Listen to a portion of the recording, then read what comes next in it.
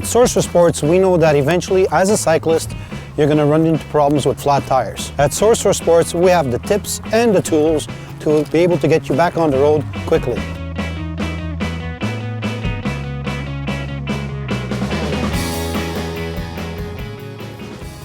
So here we have our saddlebag with our tube and our tire levers.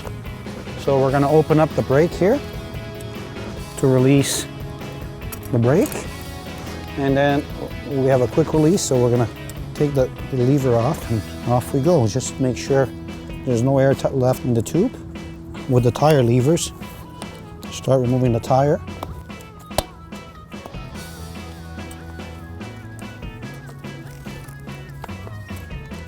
Get the new tube out.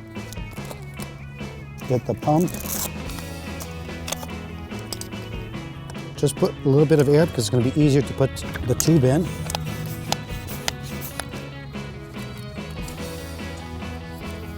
Now my tube's back in. I'll just put the tire back. Make sure it gets back in. Just roll it, inflate it, put it back onto the bike. Make sure you attach it parallel to the frame and put the brake back on, and you're ready to go.